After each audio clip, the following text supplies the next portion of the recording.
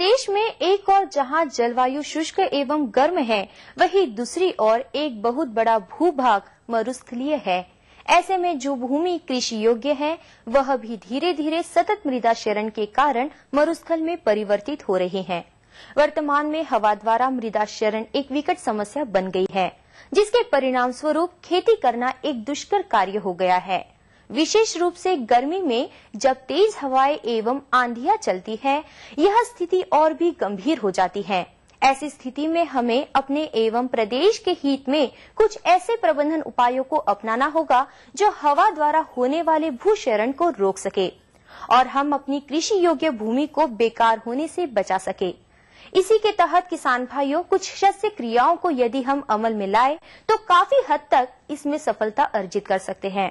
लेकिन कौन से है ये प्रबंधन उपाय तथा कैसे इन्हें अपनाएं, इस संदर्भ में विस्तार से जानकारी दे रहे हैं काजरी के प्रादेशिक अनुसंधान केंद्र बीकानेर के एक प्रधान वैज्ञानिक डॉक्टर ND यादव। पश्चिमी राजस्थान में 90% से अधिक क्षेत्र में टिब्बा क्षेत्र फैला हुआ है। वनस्पतियों से आच्छादित न होने के कारण इस जमीन से मृदा का कटाव लगातार होता रहता है और उस कटाव के कारण कृषि भूमि का नुकसान होता है। मिट्टी के साथ पौधे भी उड़ जाते हैं तथा जहां पर इस मिट्टी का जमाव होता है, वहां पर भी पौधों का नुकसान होता है। टिब्बे पर जब सतही वनस्पतियां नहीं होती हैं, तो अधिक वायु वेग के कारण वहां की मृदा उड़ती रहती है। इसी मृदा को स्थिरीकरण करने के नाम को ही टिब्बा स्थिरीकरण कहते हैं। किसान भाइयों, काजरी प्रादेशिक अनुसंधान स्थान बीकानेर और काजरी जोधपुर ने मिलकर के टिब्बा स्थिरीकरण की तकनीकी विकसित की है, जिसमें रेत के टीलों को उड़ने से रोका जाता है। इस टिब्बा स्थिरीकरण की मेन भूमिका किसान भाइयों ये है कि यदि हम उसके स्थिरीकरण को किया जाए तो 30% से अधिक क्षेत्र में किसान भाई लाभ प्राप्त कर सकते हैं और एक ऐसे पौधे और वनस्पतियां और घासें उगा सकते हैं जिससे कि किसानों को लाभ मिल सकता है। जो काजरी ने तकनीकी विकसित की है, वो एक अनूठी तकनीक है। ये तकनीकी बहुत ही वैज्ञानिक है और टिब्बे को पूर्णतः स्थिरीकरण कर देती है। इस तकनीकी में 3 स्टेप्स हैं, 3 चरण में ये स्थिरीकरण होता है। प्रथम चरण ये है कि टिब्बे के ऊपर यहाँ की स्थानीय जो वनस्पतियां हैं, उनको लेकर के, जैसे खीप है, बुई है, उनके डंठलों से चेकर बोर्ड सिस्टम के आधार पर टिब्बा को छोटे छोटे खानों में बांट दिया जाता है और ये छोटे छोटे खाने आपस में बढ़ जाते हैं और बढ़ने के कारण सतह पर वायु वेग कम हो जाता है।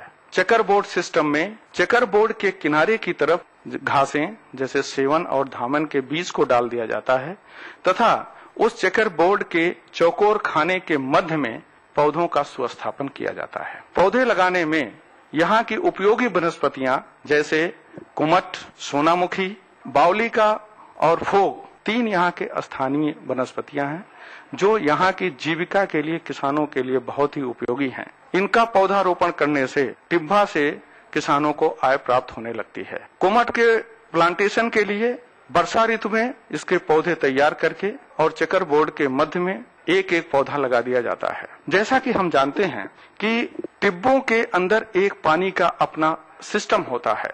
यदि किसान भाई टिब्बे को 3 फीट या 2.5 फीट तक खुदाई करके देखें तो मई जून के महीने में भी अधिक प्रचुर मात्रा में पानी उपलब्ध होता है। वर्षा ऋतु में किए गए पौधारोपण को यदि 1 वर्ष तक संभाल लिया जाए तो उसके बाद पौधों को पानी की कमी महसूस नहीं होती और उनकी वृद्धि भी बहुत अच्छे ढंग से होती है। यदि पौधों का चुनाव अच्छा नहीं किया गया है तो किसान भाइयों को आय नहीं मिलती। जैसे कीकर आदि का प्लांटेशन या उसका पौधारोपण किसानों के लिए उतना लाभकारी नहीं है जितना कि सेवन घास, सोनामुखी और कुमट, बावली या फोक के पौधारोपण से होता है। किसान भाइयों, मैं एक मुख्य बात बताना चाहता हूं कि टिब्बा स्थिरीकरण करने के लिए सबसे महत्वपूर्ण बात है टिब्बे की सुरक्षा करना। यदि टिब्बे का सुरक्षा अच्छे ढंग से नहीं किया गया है, चाहे वो सामाजिक सुरक्षा की बात हो, चाहे वो फेंसिंग या तारबंदी से करके पूरे टिब्बे को सुरक्षित किया जाए, जिससे वहां पर उगने वाली घास या जो पौधे लगाए गए हैं 1 वर्ष तक यदि उनको सुरक्षित रखा जाएगा, तभी ये टिब्बा पर स्थिरीकरण अच्छे ढंग से हो पाएगा। दूसरा मुख्य बात हम बताना चाहते हैं कि टिब्बों पर भेड़ और बकरियों को जाने से रोका जाए, जिससे कि उनके खुरों से जो धूल उड़ती है वो धूल को उड़ने से रोका जा सके और सामयिक वनस्पतियां जो उग रही हैं उन वनस्पतियां सतह पर कवरेज अच्छा हो सके, जिससे कि मिट्टी को उड़ने से रोका जा सके। टिब्बा स्थिरीकरण करने के प्रथम वर्ष तक किसान भाइयों को कुछ नहीं मिलता, लेकिन द्वितीय वर्ष से उसमें लगाई गई सेमन और धामन घासों से घास का उत्पादन प्राप्त होता है। कुमट, बावली का पौधारोपण यदि किया गया है तो 4 से 5 साल के बाद उससे गूंद की प्राप्ति होती है तथा बहुवर्षीय सोनामुखी को यदि उस टिब्बे पर लगा दिया जाए तो सोनामुखी से उसकी पत्तियां और उसके बीज को बेच करके किसान भाई अलग से इनकम प्राप्त कर सकते हैं।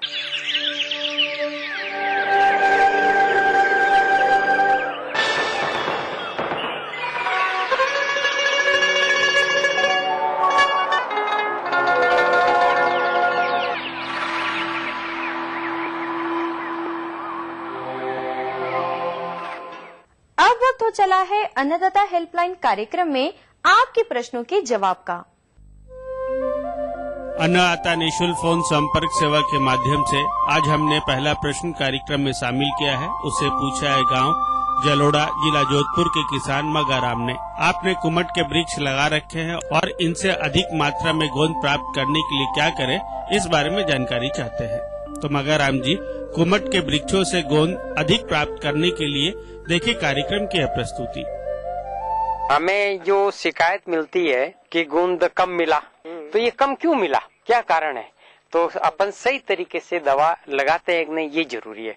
तो पहले अपन ये देखें कि पेड़ अगर आपका 25 साल 15 साल पुराना पेड़ है तो कम से कम नीचे से जमीन से 2 फीट ऊपर 2 फीट ऊपर करके, और उसमें फिर ये बर्मा है बर्मे से आप छेद करो करीब 1 इंच गहरा, ज्यादा गहरा नहीं करना है। इसमें क्या करते हैं कि ज्यादा गहरा लोग कर देते हैं ना अपन लोग, तो नीचे ये बीच में थोता होता है, तो वो दवा है ना काली लकड़ी, तो वो सारा गूंद नीचे चली गई, दवा तो काम नहीं आई। गूंद आता हमेशा इसके छिलके के अंदर ही, छिलके में ही गूंद, तो 1 इंच गहरा करना चाहिए। फिर आप इसको 4 ml दवा इंजेक्शन से 4 ml डाल करके, और ये खड्डा कैसे करेंगे, यूं सीधा नहीं करना है, थोड़ा तिरछा 40 डिग्री या 45 डिग्री एंगल से करोगे तो क्या होगी कि हमारी दवा उसके अंदर जाएगी। नहीं तो आपने सीधा कर दिया तो वो दवा सारी बाहर निकल जाएगी। तो ये तो वह आपका छेद आप कैसे करेंगे है। छेद करने के बाद में फिर अपन को इसको छेद को बंद करना जरूरी है। हम लोग क्या करते हैं कि छेद को कभी देखा, पहले 25 ही पेड़ों के खड्डा कर दिया, दवा डाल दी, फिर छेद बाद में भरेंगे तो सारी उसकी गैस है, वो गैस निकल जाएगी।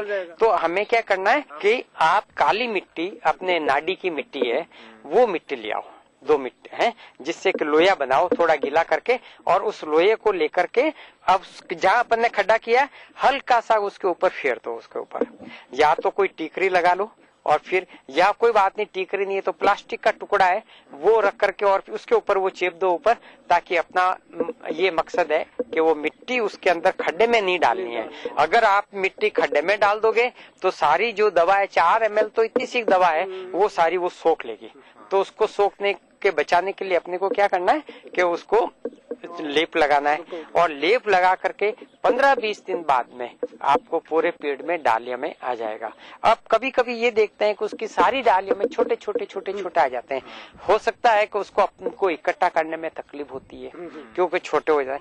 तो आप 2-4 टांचे, ज्यादा नहीं, जहाँ दवा देते हैं ना उसके ऊपर से 3-4 टांके, ज्यादा नहीं आप देते हैं हल्का सा, तो उससे क्या है कि वो गूंद आपका वहीं आ जाएगा। और बड़े बड़े डले अभी आपने खेत में देखा है 1-2 किसान के यहाँ पर, जहाँ पे बहुत बड़े डले आ गए, 100 ग्राम के 50 ग्राम के डले आ गए, और वो डले अभी और बढ़ेंगे। अब इसको कब तोड़ना है, इसके तोड़ने के लिए है ये ध्यान रखना है कि अगर आप उस डले को, लोदे को आप दबा करके देखेंगे तो उसमें से वो गीला और कुछ रस बाहर निकल जाता है, उसको मत तोड़ना है कि वो कच्चा है तो उसको वहाँ पकने दो, थोड़ा 15 दिन 10 दिन और रोक लो है, और जो थोड़ा सा कड्डा हो जाता है ना उसको धीरे धीरे तोड़ लो। तो एक दफे तोड़ने के बाद में फिर वो रस वापस उसी में डला फिर बन जाएगा।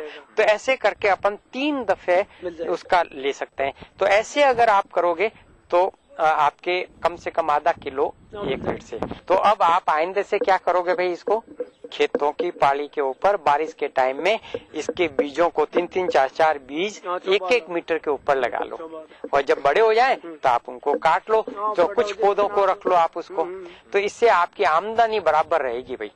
और हमारा काम यही है कि आमदनी बढ़नी है। इसी कड़ी में आज हमने दूसरा प्रश्न कार्यक्रम में शामिल किया है। उसे पूछा है गांव सूरजपुरा, जिला जयपुर के किसान दशरथ सिंह जी ने। आपने भैंस पालन व्यवसाय कर रखा है और आप इनसे अधिक उत्पादन एवं अच्छी संतति प्राप्त करने के लिए मुर्रा नस्ल के पाड़े पर जानकारी चाहते हैं कि इनके पहचान लक्षण क्या है, हम इसे कहां से प्राप्त कर सकते हैं। तो दशरथ जी, इस बारे में संपूर्ण जानकारी के लिए प्रस्तुत है कार्यक्रम का यह अंश।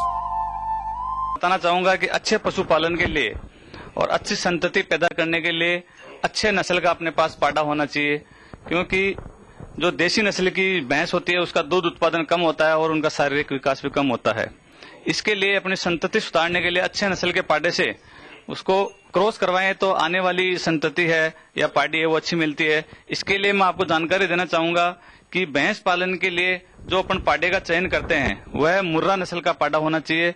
मुर्रा नस्ल का पाड़ा जो होता है उसकी जो मुख्य विशेषता है उसका सींग होता है वो एकदम कुंडलाकार सींग होता है, जलेबी नुमा, और उसके जो पूंछ होती है उसकी पूंछ पे एक सफेद गुच्छा होता है नीचे जाके, इसका मतलब वो एकदम प्योर मुर्रा नस्ल का होता है। प्रजनन के लिए जिस पाड़े का चयन करते हैं उसकी चमड़ी एकदम पतली होनी चाहिए और जो पाड़े का शारीरिक विकास है वो अच्छा हष्ट पुष्ट होना चाहिए, क्योंकि पाड़े का चयन करते समय ये ध्यान रखना चाहिए जो पाड़ा 2 से 2.5 साल का होता है उस पाड़े को अपन प्रजनन के लिए चयन करते हैं। पशुओं के प्रजनन में जो पाड़े का चयन करते हैं वह 2 से 3 साल तक अपन पशुओं से मिलाने का कार्य करते हैं, ताकि इसके बाद दूसरे पाड़े का चयन करते हैं ताकि उसमें इनब्रीडिंग नहीं हो, ताकि उसकी अच्छी संतति और या नस्ल सुधार हो सके। जो प्रजनक पाड़ा होता है उसकी खिलाई पिलाई के लिए इस पाड़े को उसको 2 किलो रोज का संतुलित आहार देना चाहिए। संतुलित आहार के लिए पाड़े को अनाज वाला दलिया, दाल चूरी और खली, खनिज लवण व नमक आदि द्वारा बनाया होना चाहिए, ताकि पाड़े को समुचित मात्रा में प्रोटीन, कार्बोहाइड्रेट, वसा व अन्य पोषक तत्व मिल सके। पाड़े को रोज सप्ताह में 2-3 बार नहलाना चाहिए ताकि उसके शरीर का विकास व उसकी चमड़ी का विकास अच्छा होना चाहिए। पाड़े पे रोज खुरेरा करना चाहिए जिससे कि पाड़े का स्वभाव है वो शांत हो और उसके खून का विकास एवं ब्लड सर्कुलेशन अच्छा हो। अतः जो पशुपालक पाड़ा लेने के लिए इच्छुक है वहाँ पशु प्रजनन केंद्र अजमेर रामसर पर संपर्क करके अपना पाड़ा ले सकते हैं और सरकार द्वारा अनुदानित 3,000 रुपए में उस पाड़े की कीमत है, ताकि अपने जो देसी पशु है या देसी अपनी भैंस है वह उस मुर्रा नस्ल के पाड़े से क्रॉस करा के अपनी नस्ल सुधार में सहयोग कर सकता है।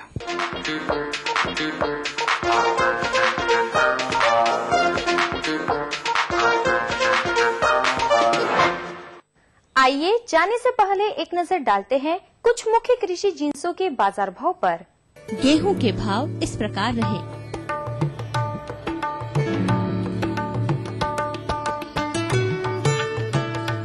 जौ के भाव इस प्रकार रहे।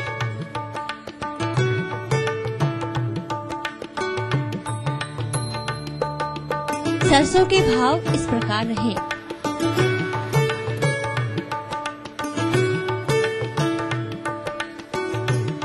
चना के भाव इस प्रकार रहे।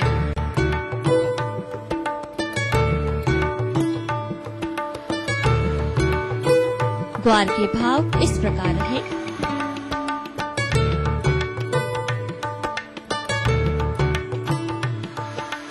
मोट के भाव इस प्रकार रहे।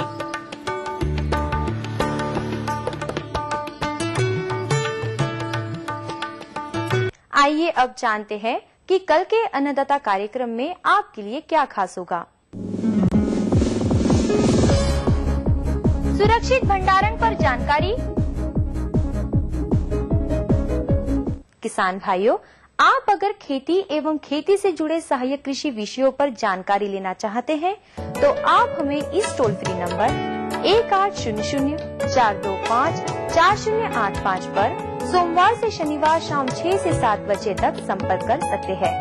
यह फोन नंबर आपके लिए बिल्कुल निःशुल्क है।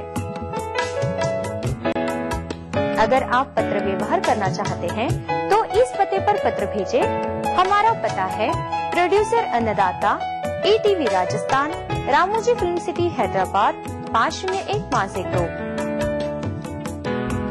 साथ ही आप हमें इस आईडी पर ईमेल भी कर सकते हैं annadatarajasthan@etv.co.in। अब समय हो रहा है आपसे विदा लेने का, तो हमारी पूरी अन्नदाता टीम के साथ मुझे इजाजत दे। नमस्कार।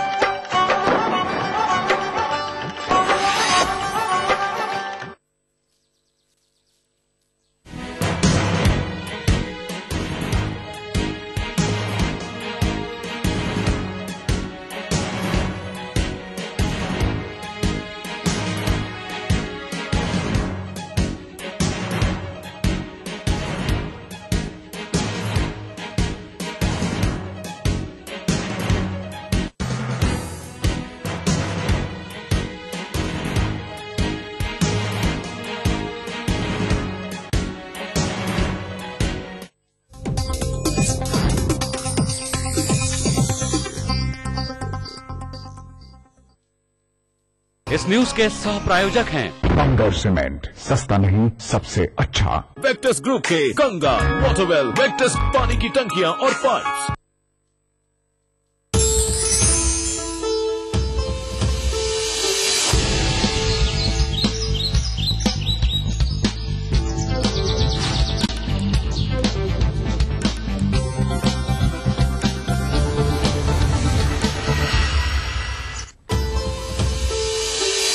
गहलोत ने फिर साधा भाजपा पर निशाना, कहा गिल्टी कॉन्शियस हो गई है भाजपा। कांग्रेस की संदेश यात्रा का चौथा चरण आज वागड़ अंचल से होगा शुरू। गहलोत कई जनसभाओं को करेंगे संबोधित। आज प्रदेश में रिकॉर्ड 5000 से ज्यादा राजीव गांधी केंद्रों का होगा उद्घाटन। गहलोत ने की 10,000 सफाई कर्मियों की भर्ती की घोषणा। आज से पेंशन महाअभियान का भी होगा आगाज। केंद्रीय कॉर्पोरेट राज्य मंत्री सचिन पायलट आज से प्रदेश के दौरे पर। दूदू में करेंगे 132 kV GSS का लोकार्पण। कई कार्यक्रमों में करेंगे शिरकत।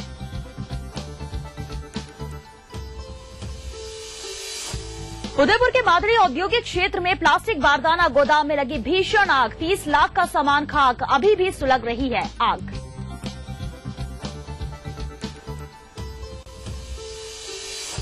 और सरवाड़ा चौथे दिन भी बंद। धारा 144 जारी। गाड़ी पार्किंग को लेकर हुआ था विवाद।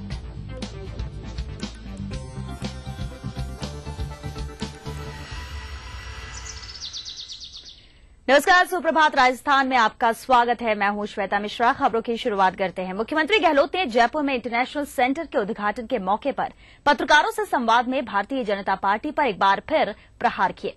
मुख्यमंत्री ने कहा कि राजस्थान का विपक्ष गिल्टी कॉन्शियस हो चुका है, क्योंकि 4.5 साल में वो लोग प्रदेश में कहीं नहीं दिखे।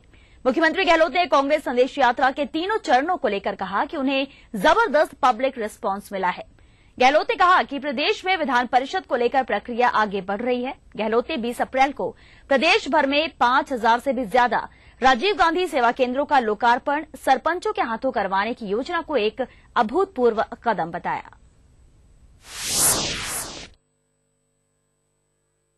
विपक्ष क्या है, देखो राजस्थान का विपक्ष एक प्रकार से गिल्टी कॉन्शियस है, क्योंकि 4.5 साल में वो लोग गायब रहे। तो इसलिए क्या वो अपराध बोध से ग्रसित है।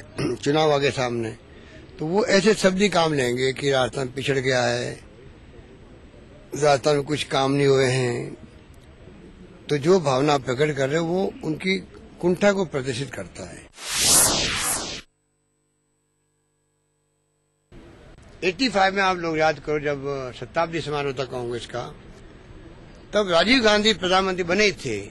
उन्होंने कहा था पावर ब्रोकर समाप्त होने चाहिए देश से, सत्ता के दलालों का अंत हो, और हम अंत करके रहेंगे।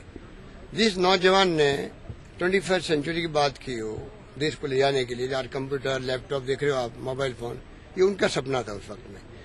जिस नौजवान ने कहा हो सत्ता के दलाल समाप्त होने चाहिए, कोई बिचौले नहीं होने चाहिए, उसी व्यक्ति को बोफोर्स के अंदर फंसाने का इन्होंने षड्यंत्र किया। ये हमेशा षड्यंत्र करके सत्ता में आना चाहते हैं। इंदिरा गांधी के जमाने में, राजीव गांधी के जमाने में, हर वक्त में ये चाहते हैं, मनमोहन सिंह के जमाने में, कि जो कांग्रेस की लीडरशिप है उसको बदनाम कर दो, जिससे कि नीचे वाला ढांचा भी रह जाए, इनका कमजोर हो जाए और जनता को भ्रमित करके हम सत्ता में कैसे आ जाए। यही चालें इनको पीछे ढकेल रही है।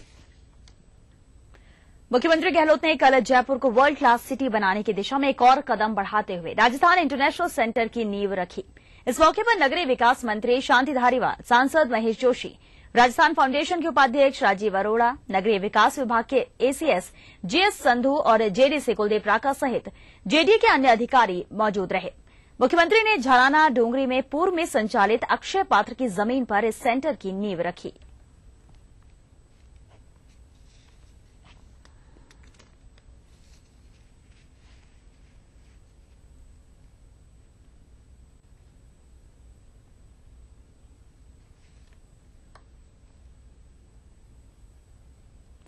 मुख्यमंत्री अशोक गहलोत आज से कांग्रेस संदेश यात्रा के चौथे चरण का आगाज वागड़ से करेंगे। गहलोत सुबह बांसवाड़ा के तलवाड़ा हवाई पट्टी पर उतरेंगे, जहां से वे सड़क मार्ग से बांसवाड़ा पहुंचेंगे। बांसवाड़ा में मुख्यमंत्री अशोक गहलोत 67 करोड़ की लागत से बनने वाले सीवरेज प्रोजेक्ट का शिलान्यास करेंगे। साथ ही कलेक्ट्रेट परिसर में भवन का भी शिलान्यास करेंगे। इसके बाद गहलोत सरदार पटेल की प्रतिमा का अनावरण कर कुशल बाग मैदान में विशाल जनसभा को संबोधित करेंगे। इसके बाद कांग्रेस संदेश यात्रा आबापुरा पहुंचेंगे, जहां मुख्यमंत्री अशोक गहलोत झरनिया आबापुरा पुल और आबापुरा पेयजल योजना की आधारशिला रखेंगे। यहां मुख्यमंत्री एक जनसभा को संबोधित भी करेंगे। आबापुरा से यात्रा कोटड़ा होते हुए कुशलगढ़ पहुंचेगी। कुशलगढ़ में जनसभा को संबोधित करने के बाद मुख्यमंत्री का कुशलगढ़ में ही रात्रि विश्राम का कार्यक्रम है। मुख्यमंत्री की जनसभाओं का ईटीवी पर सीधा प्रसारण किया जाएगा। मुख्यमंत्री गहलोत के साथ कांग्रेस प्रदेश प्रभारी Mukul Wasnik, PCC chief doctor Chandrabhan और मंत्री महेंद्रजीत सिंह मालवीय भी मौजूद रहेंगे।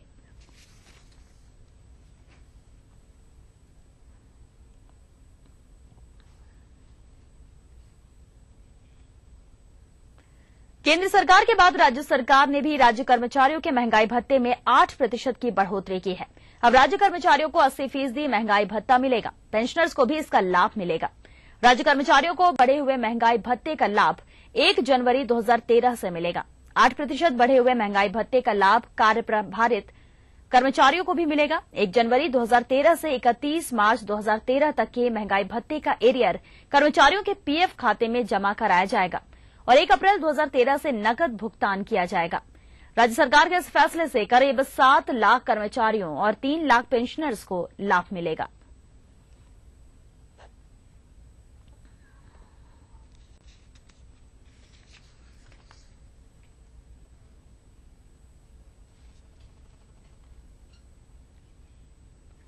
मुख्यमंत्री अशोक गहलोत ने राजधानी जयपुर के बिरला सभागार में कल युवा उद्यमिता प्रोत्साहन योजना की शुरुआत की। इस मौके पर मुख्यमंत्री गहलोत ने युवा उद्यमियों से औद्योगिक विकास के लिए सरकार की योजनाओं का लाभ उठाने की अपील की। गहलोत ने राजस्थान विश्वविद्यालय में उद्योगों पर रिसर्च के लिए अलग से सेंटर बनाने की घोषणा की।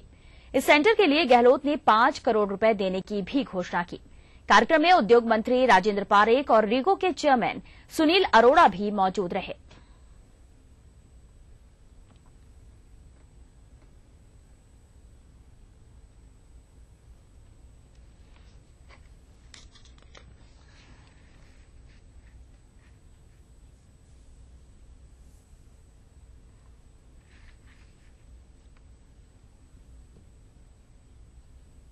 यहाँ वक्त हो गया एक छोटे से ब्रेक का। ब्रेक के बाद देखेंगे कुछ और खबरें।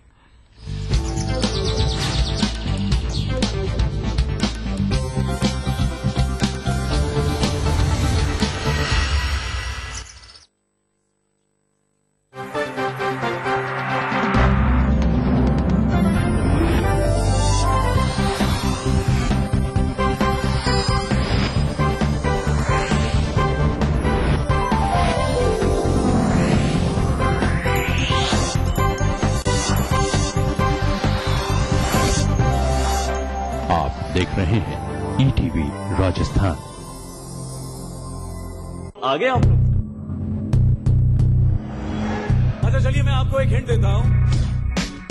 most entertaining dancer. तू गा, मैं उसको ढूंढ रहा हूँ तो तेरे को यहाँ लेके आया था। The only Grammy winner from our country. और सोच रहे हो यार, मस्ती और एंटरटेनमेंट का बिग डोज। नहीं मैं देख राजस्थान बिग एंटरटेनमेंट अवार्ड्स। कौन जीतेगा यार? And the award goes to इस रविवार सिर्फ ETV राजस्थान पर। Brought to you by Zafri Pan Masala, powered by Unique Builders in association with Easy Clean, Berger का non stick paint with cross linking polymer. दाग चिपकेगा नहीं, आसानी से जाएगा। साफ हो गया, बॉल तो साफ हो गया। फिर तेरा नो दाग, नो धब्बा, ओनली ब्यूटीफुल वॉल। राजस्थान में तेजी से रियल एस्टेट की दुनिया में बढ़ता एक नाम, जो देते हैं आपके सपनों को हकीकत। अपने कई वर्षों के अनुभव, सफलता, रचनात्मक सोच व आपके अटूट विश्वास के साथ हम हैं SNG ग्रुप, जो पिंक सिटी जयपुर में लेकर आए हैं अपने कई रेजिडेंशियल और commercial project. SNG group Jaipur, जो सच करते हैं आपके सपनों को अपनी एक अलग पहचान के साथ। स्वाद भरा पकवान बनाना, लेकर नाम कुबेर का। रंग कुबेर का जितना चढ़ेगा, प्यार भी उतना बढ़ेगा। कुबेर मसालों के जादू से स्वादिष्ट जीवन। कुबेर मसाला, स्वादिष्ट जीवन चाहे हर मन। क्या आप अपने चेहरे पर कील, दाग, धब्बों, झाइयों से परेशान हैं? तो इनसे छुटकारा पाने का एकमात्र समाधान मेलाज स्किन क्रीम, एली फार्मास्यूटिकल्स द्वारा निर्मित। जीतिए एक फ्लैट और करोड़ों के इनाम। खरीदिए वेक्टस ग्रुप के गंगा, वाटरवेल, वेक्टस पानी की टंकियां और पाइप।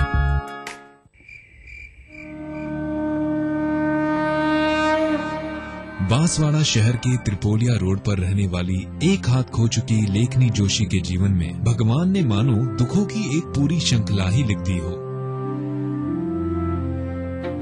पहले पिता राघवेंद्र जोशी की ऐसे में मृत्यु, कुछ वर्ष बाद ही मां आरती जोशी भी चल बसी। ऐसे में लेखनी के मामा नितिन पंड्या ने लेखनी के लालन पालन व पढ़ाई लिखाई की जिम्मेदारी संभाली, पर पेशे से इलेक्ट्रीशियन नितिन पंड्या की आमदनी इतनी नहीं थी कि वो लेखनी की पूरे ढंग से देखभाल कर सकते। ऐसी स्थिति में राज्य सरकार की पालनहार योजना लेखनी और उनके मामा के लिए बड़ा सहारा बनकर सामने आई।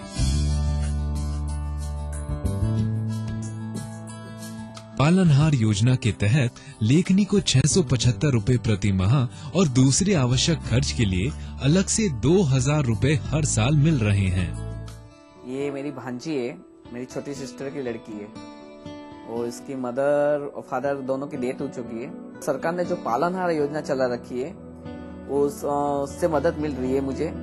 वो काफी अच्छी योजना चलाई है इन्होंने। इस बच्ची को कुछ रुपये मिल रहे हैं, 675 रूपये, और इसके अलावा साल के 2000 रूपये एक्स्ट्रा मिलते हैं, जिसको मैं इस बच्ची की पढ़ाई के अंदर लगा रहा हूँ कि ये बच्ची पढ़ के आगे कुछ करे और आगे बढ़े। इसके लिए मैं काफी शुक्रगुजार हूँ कि ऐसी योजना और भी चलाई जाए ताकि बच्चे घर के माहौल में ही पड़े हुए और इनको कभी ऐसा महसूस नहीं हो कि मेरे माता पिता या कोई नहीं हमारा। गौरतलब है कि पालनहार योजना से न केवल राज्य के अनाथ बालक बालिकाएं अपने संबंधियों के संरक्षण में पल बढ़ रहे हैं, बल्कि उन संरक्षकों को भी ये बच्चे अब भार स्वरूप नहीं लगते हैं, जिससे वे इन बच्चों के सर्वांगीण विकास की ओर पूरा ध्यान दे पाते हैं।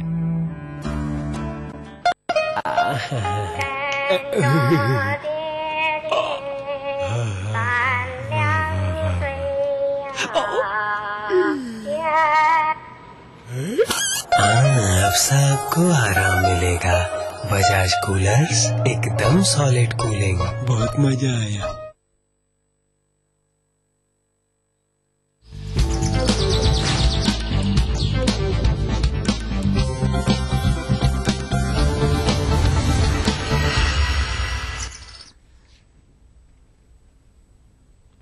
ब्रेक के बाद आपका स्वागत है। राज्य सरकार वाहवाही लूटने का कोई मौका नहीं गंवाना चाहती है। इसी कड़ी में आज के साथ 5244 राजीव गांधी सेवा केंद्रों का उद्घाटन कर रिकॉर्ड बनाया जाएगा। ये केंद्र 5170 ग्राम पंचायतों और 74 पंचायत समिति मुख्यालयों पर होंगे। राज्य में विधानसभा चुनाव से पहले इतने उद्घाटन होने का ये पहला मामला है।